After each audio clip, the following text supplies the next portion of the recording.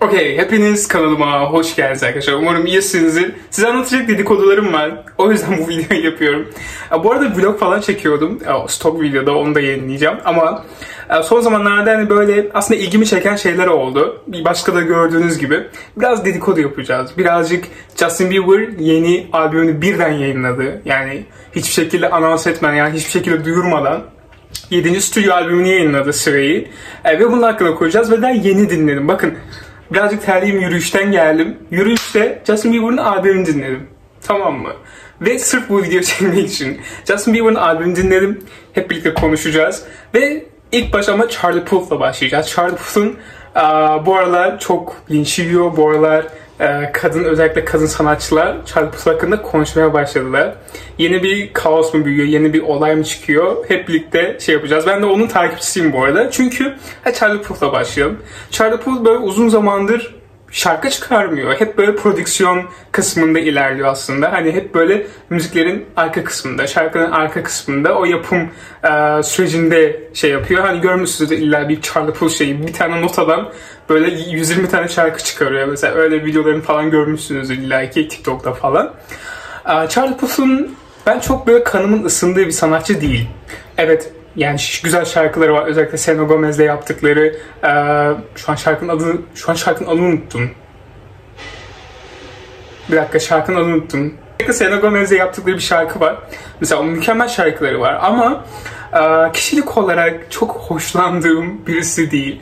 Evet, sevdiğimiz sanatçılar var ama kişilikler hakkında çok şey bilmiyoruz. Bazıları ortaya çıkıyor.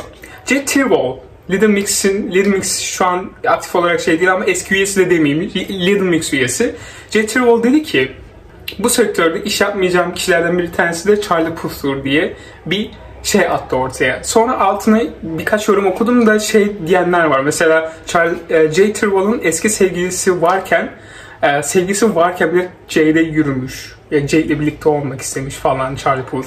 Zaten Selena Gomez'e takıntısını biliyoruz. O şarkı, birlikte yaptıkları şarkı çıktıktan sonra işte birkaç tane galiba Selena Gomez'e şarkı yazmıştı. İşte Selena Gomez'e aşık olduğuyla ve sevdiğiyle alakalı. Daha sonra Jet Tirwall bu açıklamayı yaptıktan sonra bizim Disney Channel'ın böyle yıldızı parlayacak ama son anda şey oldu. Gerçi ben Bella Thorne'u hala seviyorum. Ne kadar hani şu an Disney Channel kafasından çıkmış ve Zendaya gibi, hani herkes şey düşünüyordu ya, Bella Thorne'un Zendaya'dan daha ünlü olacağını, daha yıldızının parlak olduğunu falan. Aslında tam tersi gibi oldu ama öyle de denemeyiz. Ben Bella Thorne'u hala seviyorum. Sonra Bella Thorne bir açıklama yaptı. İşte yine şöyle bir açıklama Charlie Puth'la alakalı. Eskiden birlikte olmamızı istedi ama ben yüz vermeyince benim hakkımda işte sektörde kötü şeyler çıkardı, onu bunu, hani kötü şeyler çıkardı gibi bir açıklama yaptı. Açıklamayı hepsini şuraya koyacağım bu arada. Ve sonra düşündüm ki ben bunun hakkında konuşayım. Yani Charlie Puth'u zaten baştan beri çok kanım ısınmadı. Zaten hepimiz Kesha'dan, Dr. Luke'la olan davasından ve bu prodüktörler hakkında zaten hepimiz görüyoruz. P. Diddy çıktı, hepimiz görüyoruz. İşte Dr. Luke davası var.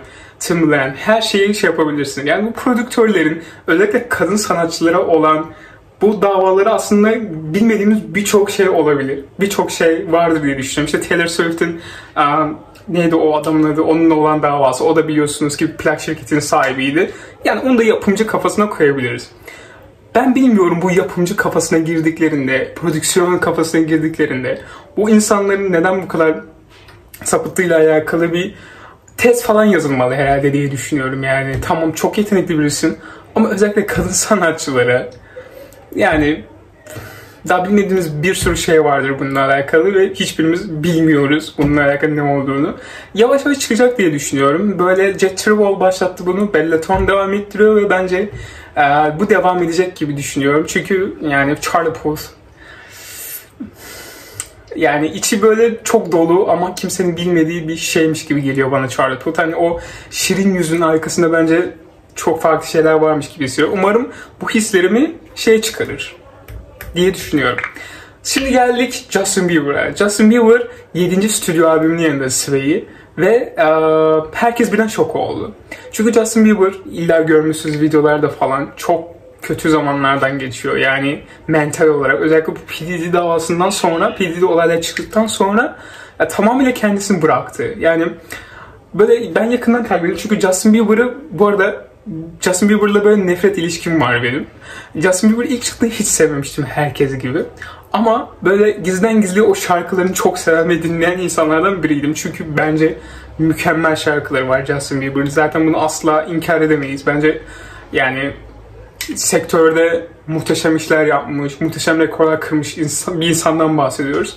Ama işte bunun altında çocuk yıldız var. Yani çocuk yıldızı olma şeyi var. Aşırıla başlayan, PBD ile devam eden, biliyorsunuzdur hepiniz o davaları şey yaptınız, takip ettiniz aslında. Orada yani Justin Bieber bir tane Yummy klibindeydi galiba. Yummy klibinde zaten bunların biraz örneklerini verdi, neler yaşadığını, neler yaptığıyla alakalı. Mental olarak zaten bir addicting durumu da vardı. Ve bu P. Diddy olaylarından sonra gerçekten daha çıktı ne oldu.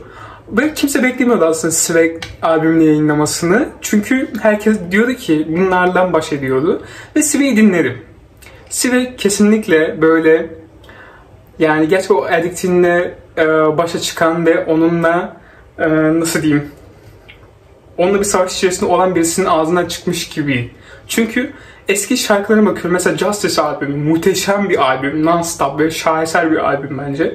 Eski o pop şeyleri asla yok. Sanki böyle ya swag adı üstünde böyle sanki bir müzik genre'yi üstünden gidiyormuş gibi bir havası var aslında. Ama o yani bizim alışık olduğumuz o Justin Bieber havası asla yok. Asla yok. Sanki böyle stüdyoya girmiş, gitarla bir şey çalıyor ve onun üstünde bir şeyler söylüyormuş gibi bir havası var. Tüm şarkıları stüdyo, zaten stüdyo albümü ama böyle şey versiyon gibi, anladın mı? Acapella veya hepsi. Yani tüm albüm onlar gidiyor ve ben bir tane bile şarkı beğenmedim aslında. Birazcık belki zamana ihtiyacım var. Belki biraz daha dinlememe ihtiyacım var aslında. Ama yani çok büyük ümitlerle dinledim aslında. Çünkü Justice albümü, bundan önce Justice albümünü yayınlamıştı ve benim en sevdiğim albümü Justin Bieber'ın. Ama bu albüm birazcık şey yarattı bende. Tabii ki de bence bu albümün onun için farklı bir şeyi var. Çocuğu dünyaya geldi. Çocuğu dünyaya geldikten sonra yayınladığı bir albüm. Ve kötü bir zamandan geçtikten sonra yayınladığı bir albüm.